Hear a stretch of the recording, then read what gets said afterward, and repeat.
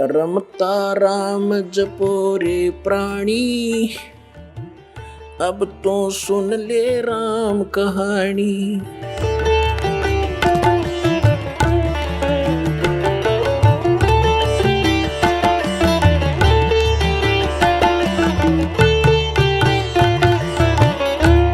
और एक नास्त्रे दमस नाम के महापुरुष हुए हैं, उन्होंने भी कंप्लीट दास के ऊपर आपने उसको पढ़ा भी होगा।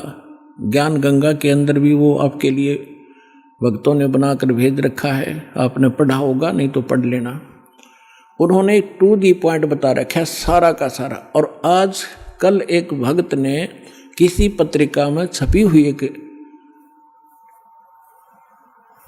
किसी भविष्य वक्ता को बहन हुई है, उसकी एक वाणी यहाँ देकर गया, क्योंकि आज तो भगत हमारे पारखू हो गए, विद्वान हो गए, तुरंत समझ जाते हैं कि ये वाणी किसके लिए बोली जा रही है। तो यहाँ देकर गए, उसको कल हमने देखा और आज आपके रूबरू कर रहे हैं, जिसके अंदर कमाल कर रखा है। यह पत्रिका जो दास आपको दिखा रहा है, ये केवल 2 पेज देकर गया कोई भक्त, यहाँ किसी भक्त को। इसमें पत्रिका का नाम नहीं है, लेकिन इसमें वाणी जो लिखी है यह कमाल की है, देखिएगा, यथार्थ है। इसका फिर भक्तों ने इस YouTube पर भी खोजा है, जो ज्यों का त्यों पाया है, देखिएगा। अब आपको पढ़कर सुनाएंगे। एक फ्लोरेंस नाम की भविष्य वक्ता हुई है अमेरिका में, और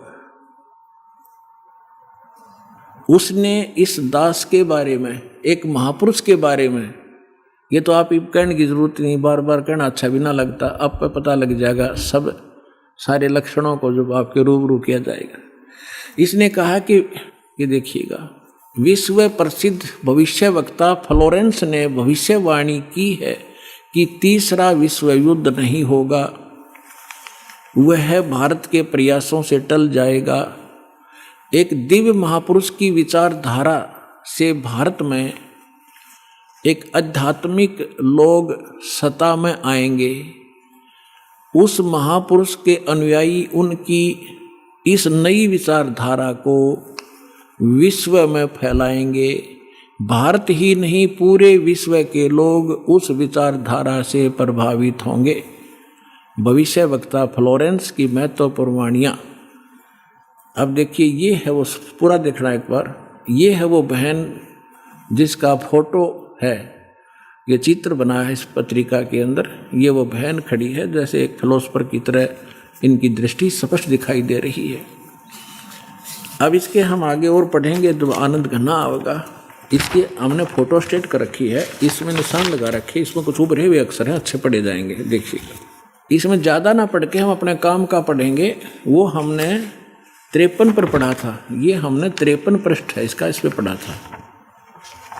ये यहाँ 53 पृष्ठ है, यहाँ देखा था 53 पृष्ठ पे। और अब हम यहाँ पढ़ेंगे 54 पृष्ठ पे। ये 54 पृष्ठ है। अब देखिएगा यहाँ क्या लिखा है। पहले उसने बताया कि इस प्रकार बहुत सी भविष्यवाणियाँ इसकी, इराक के राष्ट्रपति सद्दाम हुसैन ने अमेरिका से युद्ध किया, इस प्रकार की बहुत सी खतरा मंडला रहा था, टल गया। फ्लोरेंस की इतनी भविष्यवाणियाँ सच साबित हुई हैं कि कोई उनकी भविष्यवाणियों पर शक तक नहीं कर सकता। वैज्ञानिक भी उनकी भविष्यवाणियों के सच होने से आश्चर्यचकित हैं। फ्लोरेंस ने अपनी भविष्यवाणी में कई बार भारत का जिक्र किया है। The fall of sensational culture नाम की अपनी पुस्तक में उन्होंने लिखा है, सन 2000 आते आते प्राकृतिक संतुलन भयावह रूप से बिगड़ेगा, यानी लोगों में दुराचार, रिश्वतखोर, हाहाकार, बेईमाना घर कर जाएगा। लोगों में आक्रोश का भावना प्रबल होगी, दुराचार पराकाष्ठा पर होगा। पश्चिम देशों के विलासितापूर्ण जीवन जीने वालों में निराशा, बेचैनी और अशांति होगी। अतृप्त अभिलाषाएं और जोर पकड़ेंगी, जिससे उनकी अपनी कटुता बढ़ेगी। चारों ओर हिंसा और बर्बरता का वातावरण होगा। गरीब संपन्न व्यक्तियों की संपत्ति छीनेंगे, ऐसा वातावरण होगा और चारों ओर हाहाकार मच जाएगा। अब देखो, अब ये भविष्य वक्ता कह रही है कि अगर वो संत ना आता तो ऐसी दशा भारत की हो जाती, लोग एक दूसरे ने लूटने लग जाते। अब इसने तुरंत फिर क्या कहा कि उस संत की विचारधारा से वो घातक माहौल टल जाएगा। देखिए, ऐसा वातावरण होगा और चारों ओर हाहाकार मच जाएगा। ऐसा हाहाकार मच जाएगा, लेकिन भारत से उठने वाली एक नई विचारधारा इस घातक वातावरण को समाप्त कर देगी। वह विचारधारा वैज्ञानिक दृष्टि से लोगों में सामंजस्य और आपसी भाईचारे का महत्व समझाएगी। वह यह भी समझाएगी कि धर्म और विज्ञान में आपस में विरोध नहीं है। आध्यात्मिकता की उच्चता और भौतिकता का खोखलापन सबके सामने उजागर करेगी। अपने आत्माओं, ये तो चलो इन भविष्य वक्ताओं का तो इतना काम समझ लो आप, जैसे परमात्मा ने विद्वान बना दिया, पृथ्वी और सूरज बना दी, सब नक्षत्र बना दिए और अपने आप निर्धारित है कि इस समय 6:20 पर सूर्य उदय होगा। अगर कोई खगोल भगोल का ज्ञाता अब बता दे कि फलानी तारीख को 6:20 पर सूर्य उदय होगा, वो ना बताता तो भी उसी समय होना ही था वो, क्योंकि उस परमात्मा ने वो निर्धारित सिस्टम बना ही रखा है। तो ये ना बताते तो भी परमात्मा ने पहले बोल ही रखा है, निर्धारित दिन ठीक धर रखा है, वो तो ये होना ही होना था। ये बता रहे हैं तो आपके लिए और ज्यादा गोल्डन चांस है। सभी पुण्यात्माओं ने देर नहीं करनी चाहिए। महापुरुष बार बार कोई झूठ बोल रहे हैं, परमात्मा ने कहा, सब संत कहें, और ये भविष्य वक्ता बताने लग रहे जो इस देश से भी संबंधित नहीं थे, और फिर भी नहीं समझोगे तो कति बालक हो तुम, तो बुद्धि ही नहीं दी फिर आपको। देखिएगा अब क्या, जैसे दास बहुत बार आपको समझाता है, हर एक प्रवचन में परमात्मा ने जो पहले बोला था वही दास आज बता रहा है। और अभी भी बहुत से मेरे अधिकतर जितने भी प्रवचन होते हैं इसी आधार पर होते हैं कि आप क्या कर रहे हो। आप यहाँ अरबपति बन गए, खरबपति बन गए, दुनिया न लूट लूट के, और वो सारा छोड़कर चले गए। सर्व सोने की लंका थी वह रावण से रणधीरम, एक पलक में राज विराजी जम के पड़े जंजीरम। चक्रवर्ती राजा था, सारी पृथ्वी पर शासन कर रहा था, चूहा बनकर एक बिल खोद कर रह रहा है। खा कहिए, कहते राम रट निर्धन भला, टूटी घर की छान, वह सुंदर महल किस काम के, जा भक्ति नहीं भगवान। तो यहाँ ये बताना चाह रहे हैं, ये माइन बहन ने बताया है कि वो संत की विचारधारा से आध्यात्मिकता की उच्चता और इस भौतिकवाद का खोखलापन उजागर होगा। ये हो रहा है आपके सामने, और सबकी आत्मा मान रही इस बात को, सचमुच ऐसा है। देखिए, ये कह रहे हैं कि आध्यात्मिकता की उच्चता और भौतिकता का खोखलापन सबके सामने उजागर करेगी। मध्य वर्ग उस विचारधारा से बहुत प्रभावित होगा। आप जितने यहाँ आ रहे हो बिल्कुल मीडियम वर्ग के बच्चे हो सारे, बिल्कुल, और देखो कैसे आप उमड़ उमड़ कर आ रहे हो, कैसे मान रहे हो दास ने जो बोल दिया फाइनल है, ना किसी को लेना है ना देना है। विवाह एक सिंपल वे से करना है। हम विवाह के ऊपर इतना खर्चा कर देते हैं, फिर आगे सूचक बात पता नहीं कितने कुबाड़ हमने सर पर रख लिए। जब ब्रह्मा विष्णु महेश का ब्याह किया था दुर्गा ने, ना कोई बाती था ना बराती था, ना कोई जलेबी तारे था, ना कोई डीजे बजानिया था। उठाकर कह दिया, ले भाई ब्रह्मा या तेरी पत्नी सावित्री अपना घर बसा बेटा। लक्ष्मी दे दी विष्णु को, अगले बेटा या तेरी पत्नी जाओ अपना घर बसाओ। और शंकर जी को पार्वती दे दी, जाओ भाई हो गया ब्याह। अरे बाकी बकवाद तो बेमतलब की है जो हम किया करते थे, अपने सिर पर बोझ धर लिया सारा जीवन इन बकवादों के लिए, जोड़े जाते लुटे जाते यही फूक जाते। अब देखिएगा खोखलापन उजागर कर देगी। मध्य वर्ग उस विचारधारा से बहुत प्रभावित होगा। यह वर्ग समाज के सभी वर्गों को अच्छे समाज के निर्माण के लिए उत्प्रेरित करेगा। यह विचारधारा पूरे विश्व में चमत्कारी परिवर्तन लाएगी। मुझे अपनी छठी अतीन्द्रिय शक्ति से ये एहसास हो रहा है कि इस विचारधारा को जन्म देने वाला एक महान संत भारत में जन्म ले चुका है।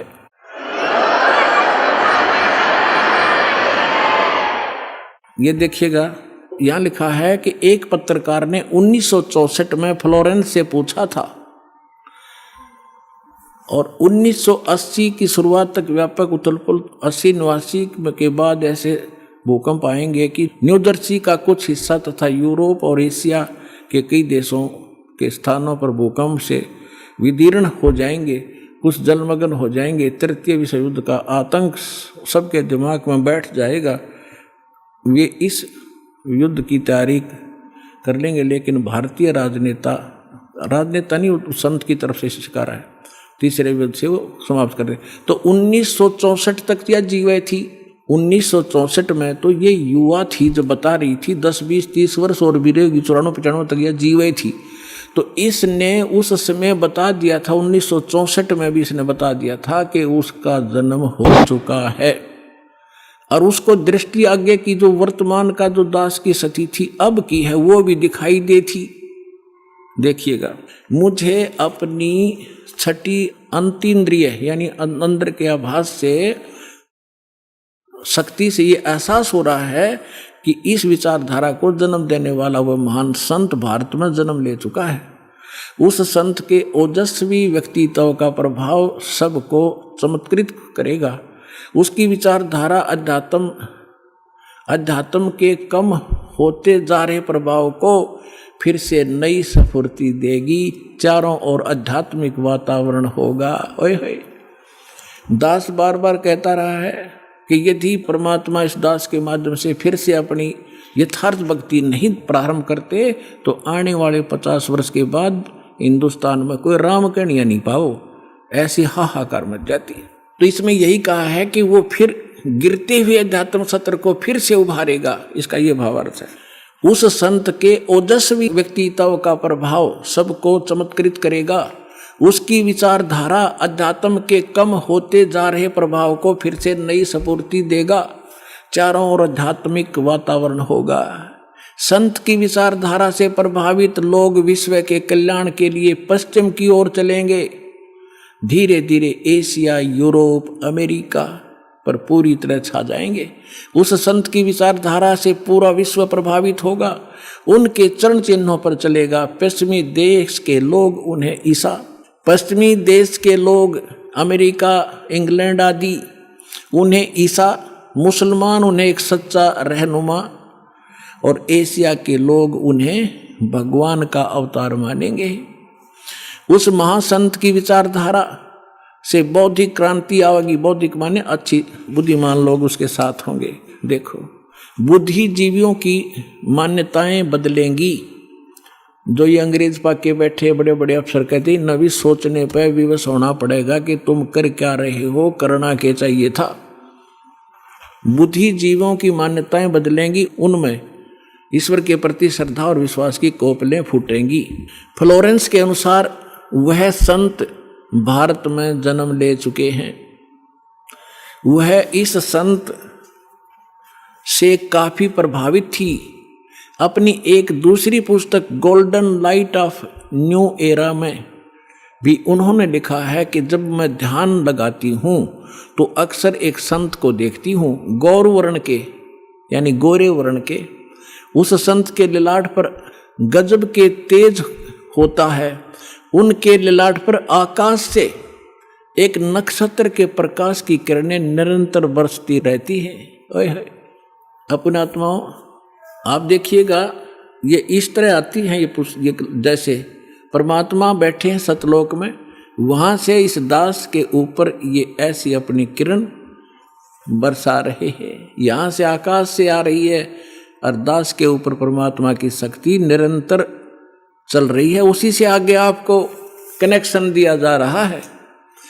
अब उसी को ये बहन बता रही है फ्लोरेंस अपनी दिव्य दृष्टि से देख करके उसके ऊपर माथे पर यानी उसके सिर पर ऊपर से आकाश से नक्षत्रों से एक लाइट निरंतर आ रही है जो उसके माथे पर बरस रही है और वही शक्ति आगे आप में जा रही है। देखिएगा, जब मैं ध्यान लगाती हूँ तो अक्सर उस एक संत को देखती हूँ गौर वर्ण के। अब देखो यहाँ थोड़ा सा लिखना भूल गया, फिर इन भक्तों ने अपना ने एक बुक इसने बताई है, देखिएगा, एक दूसरी पुस्तक golden light of new era, ये एक बुक है। इस बुक के आधार से भक्तों ने एक वेबसाइट से निकाला है, वेबसाइट से इसकी इंग्लिश में है उसकी वाणी, वो इस प्रकार देखिएगा, यही है, I can clearly visually A golden era divine. वो कहती है मैं देखती रहती हूँ, यहाँ देखना, यहाँ पर है जो हिंदी उसने किया वो यहाँ से है।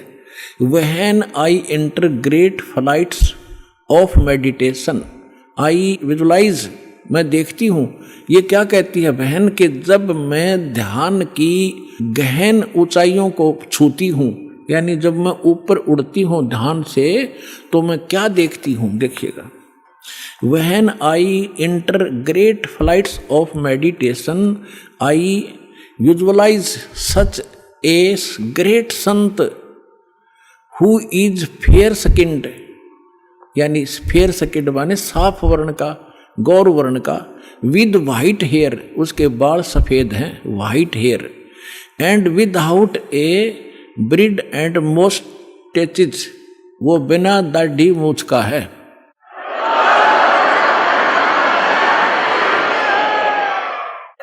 और उसके सफेद बाल हैं। दास की इस एज को वो उस समय देख रही थी कि उस समय वो ढूंढा ठावेगा। अब उसी का अंश इसने यहाँ थोड़ा सा कम अनुवाद कर पाया, ये भूल गया होगा। इसने अपनी दूसरी पुस्तक golden light of new era में भी लिखा है, जब मैं ध्यान लगाती हूँ तो अक्सर एक संत को देखती हूँ गौर वर्ण के, आगे लिखना भूल गया, सफ़ेद बाल थे, बिना दाढ़ी मूछ का। अब दरअसल क्या है कि ये कोई पत्रकार ने उस वाणी को, उसकी बोली हुई को अपने ढंग से चित्रार्थ किया है, तो इन लोगों का दृष्टिकोण था किसी और संत पे कि वो हो सकता है। इसमें लिख रखा है कि वो श्री राम शर्मा होगा, इस अंग्रेजी वाले ने आगे चल के जो, जैसे गीता मूल तो सही है, मूल पाठ गीता का अनुवादकर्ताओं ने अपने हिसाब से श्री कृष्ण का ऊपर बना रखी थी, श्री कृष्ण बोल रहा है गीता, तो ये लोग ऐसे यहाँ ये जान के छोड़ गया कि वो सफ़ेद बाल होंगे और बिना दाढ़ी मूछ वाला होगा, इसलिए यहाँ छोड़ गया। इसमें इंग्लिश वाली में उसकी में साफ लिखा है, वो उसकी अपनी बोली हुई भविष्यवाणी है अपनी भाषा में। यहाँ देखिएगा, जब मैं ध्यान लगाती हूँ तो अक्सर एक संत को देखती हूँ गौर वर्ण के, उस संत के ललाट पर गजब के तेज होता है, उनके माथे पर ललाट पर आकाश से एक नक्षत्र के प्रकाश की किरणें निरंतर बरसती रहती हैं। मैं देखती हूँ कि वह संत अपनी कल्याणकारी विचारधारा तथा अपने सत चरित्र प्रबल अनुयायियों की शक्ति से पूर्ण विश्व में नए ज्ञान का प्रकाश फैलाएगा। आप देख रहे हो, बंदी छोड़ के बच्चे कहाँ कहाँ जा करके दूर दूर जा करके आज प्रचार कर रहे हैं परमात्मा के ज्ञान का। वह संत अपनी कल्याणकारी विचारधारा तथा अपने सत चरित्र प्रबल अनुयायियों की शक्ति से संपूर्ण विश्व में नए ज्ञान का प्रकाश फैला रहे हैं।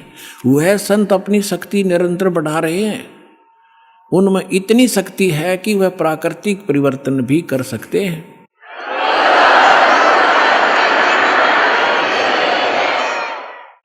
वह अपना कार्य वैज्ञानिक ढंग से करेंगे, उनकी कृपा और प्रयत्न से मानवीय सभ्यता में नई जागृति आएगी, विश्व के समस्त जनसमूह में नई चेतना का संचार होगा, लोक शक्ति का एक नया रूप उभर कर सामने आएगा, जो सत्ताधारियों की मनमानियों पर अंकुश लगा देगा। जो राजा लोग अपनी मनमानी बकवाद करते हैं, उस संत के अनुयायी उनको विवश कर देंगे कि बंदे बनकर रहो, बकवाद बहुत दिन कर ली तुमने। विश्व के समस्त जनसमूह में नई चेतना का संचार होगा, लोक शक्ति का एक नया रूप उभर कर सामने आएगा, और जो सत्ताधारियों की मनमानियों पर अंकुश लगा देगा, राजनेताओं के ऊपर। मनोचिकित्सक तथा सम्मोहन कला के विश्व प्रसिद्ध ज्ञाता डॉक्टर मोरे बर्स्टीन की फ्लोरेंस से अच्छी दोस्ती थी। एक बार फ्लोरेंस ने उनसे भी कहा था कि डॉक्टर, वह समय बड़ी तेजी से निकट आ रहा है, जब सत्ता लोलुप्त राजनेताओं की अपेक्षा आप जैसे समाज सेवकों की बातें अधिक ध्यान से सुनेगा। 21वीं सदी के आते आते एक नई विचारधारा पूरे विश्व को प्रभावित करेगी। हर राष्ट्र में सचित्र धार्मिक लोगों का संगठन लोगों के दिमाग में बैठी गलत मान्यताओं को बदल देगा। यह विचारधारा भारत से प्रस्फुटित होगी, भारत से चलेगी और विश्व के पूरे देशों में फैलेगी। मैं उस पवित्र स्थान पर एक प्रचंड तपस्वी को देख रही हूँ, जिसका तेज बड़ी तेजी से फैल रहा है। मनुष्य में सोए देवताओं को जगाने तथा धरती को स्वर्ग जैसा बनाने के लिए वह संत दिन रात प्रयत्न कर रहे हैं। एक पत्रकार ने 1964 में फ्लोरेंस से पूछा था कि क्या वह दुनिया का भविष्य बता सकती है। फ्लोरेंस ने इसके बाद जवाब में कहा था 1980 में ये होगा, 1990 में ये होगा, सारा कुछ बताया था। ठीक, आगे क्या बताया है कि तीसरा विश्व युद्ध के शुरू होने तक भारत के शासन की बागडोर, ये कहते हैं कि विश्व युद्ध का आतंक सबके दिमाग में बैठ जाएगा और भारतीय राजनेता अपने प्रभाव और बुद्धि से तीसरे विश्व युद्ध को टालने में सफल हो जाएंगे। तीसरे विश्व युद्ध के शुरू होने तक भारत के शासन की बागडोर आध्यात्मिक वृत्ति के लोगों के हाथ में होगी, इसलिए उनके प्रभाव से विश्व युद्ध टलेगा। वे शासक एक महान संत के ओजस्वी तथा क्रांतिकारी विचारधारा से प्रभावित होंगे। वे उस संत के प्रति उसी तरह समर्पित होंगे जैसे वाशिंगटन स्वतंत्रता एवं मानवता के प्रति समर्पित थे।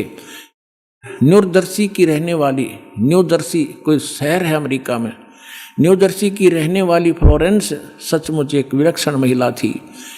एक बार नोबेल नामक एक व्यक्ति ने, इसने ये बताना चाहा, पत्रकार ने दिखाना चाहा है कि एक पत्रकार था अमेरिका का और वो इसका इंटरव्यू ले रहा था और वो इंटरव्यू टीवी पर चला रखा था डायरेक्ट लाइव। ये पूछ रहा कि तो आप एक संत के बारे में तो बहुत बता रही हो, लेकिन मेरे बारे में बताओ कुछ। जो प्रकरण इतना ही जिसमें ना पढ़ के मैं वैसे बता दूं, जल्दी निमट जाएगी बात।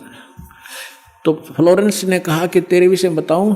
उसका दायां हाथ पकड़ा और उसने कहा कि आप जो है किसी दूसरे राज्य में भी प्रचार प्रसार करेगा। तो वो कह रहा था, उसने इसमें लिखा है कि मैं उससे कह रहा था कि तू भला मजाक कर रही है मेरे साथ। अगर इस इंटरव्यू को मेरी महकमे वाले सुन रहे होंगे, मेरे बॉस, तो मुझे नौकरी से निकाल देंगे। दूसरे में प्रसार तो नहीं होगा पर मैं नौकरी से जाता रहूँगा। तू क्या मजाक कर रही है। उसी समय मेरे हेड ऑफिस से टेलीफोन आया और मेरे लिए ही था, मैंने उठाया। मेरा बॉस कह रहा था कि मैं तुम्हारा इंटरव्यू देख रहा हूँ, मैं हैरान हूँ कि हमने निश्चय कर लिया है आपको न्यूयॉर्क के अंदर प्रचार प्रसार के लिए भेजना है। कल ही इसका डिक्लेयर करेंगे, फाइनल हो चुका है। मैं हैरान हूँ, तुम्हारा इंटरव्यू मैं सुन रहा हूँ कि फ्लोरेंस को कैसे पता चला और आप जल्दी आ जाइए, आपको वहाँ भेज रहे।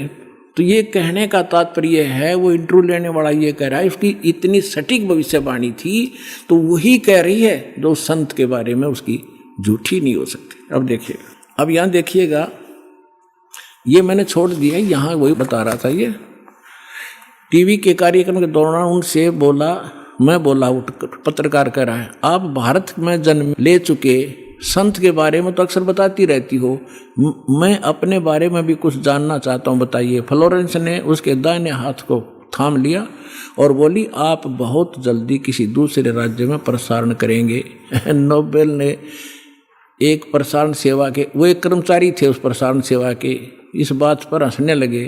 कुछ सेक्शन बाद बोले कि आपने मुझसे अच्छा मजाक किया। यदि हमारी कंपनी के अधिकारी इस कार्यक्रम को देख रहे होंगे तो दूसरे राज्य में तो जाऊंगा या नहीं, फिलहाल अपनी कंपनी से तुरंत निकाल दिया जाऊंगा। फिर पीछे घोषणा ये लिख दिया उसने कि वहाँ, अब कहते नोबेल के जब फोन पर उठाया तो उसने बताया कि हमने न्यूयॉर्क के प्रसारण का काम शुरू करने का निर्णय लिया है, वहाँ तुम्हें भी भेजा जाएगा। अभी यह बात गुप्त रखना इसकी घोषणा कल की जाएगी। मैं टीवी पर फ्लोरेंस के साथ तुम्हारी बातचीत देख रहा था। वो बॉस बोल रहा है, फ्लोरेंस ने तुम्हारे विषय में जो बताया वो पूरी तरह सच है। आश्चर्य है कि यह बात कैसे मालूम होगी। नेबल फ्लोरेंस का चेहरा देखता रह गया। अब उस लड़की में इतनी सटीक भविष्यवाणी ये सिद्ध की इसने, और उसी ने उस संत के बारे में की। आगे फिर देखना, कुछ पत्रकारों ने उनसे एक बार पूछा था कि वह भविष्य को कैसे देख लेती है तथा गायक व्यक्ति या वस्तुओं का पता कैसे लगा लेती हैं। तो फ्लोरेंस ने बताया, मुझे स्वयं नहीं मालूम कि यह कैसे संभव हो जाता है। मैं भविष्य के विषय में एक बहुत महत्वपूर्ण बात बता रही हूँ। बार बार कहा करती वह कि 20वीं सदी के अंत में भारतवर्ष में 1997 के आसपास एक प्रकाश निकलेगा। वह प्रकाश पूरी दुनिया को उन दैवी शक्तियों के विषय में जानकारी देगा जो अब तक हम सभी के लिए रहस्यमय बनी हुई थी। एक दिव्य महापुरुष द्वारा यह प्रकाश पूरे विश्व में फैलेगा। वह सभी को सतमार्ग पर चलने की प्रेरणा देगा। समस्त दुनिया में एक नई सोच की ज्योति फैलेगी। जब मैं ध्यान अवस्था में होती हूँ तो अक्सर यह दिव्य महापुरुष मुझे दिखाई देते हैं। फ्लोरेंस ने एक बार कहा, इस संत या दिव्य महापुरुष का जिक्र किया है। साथ ही यह भी बताया है कि उत्तरी भारत के एक पवित्र स्थान पर वह मौजूद है, बरुआला में।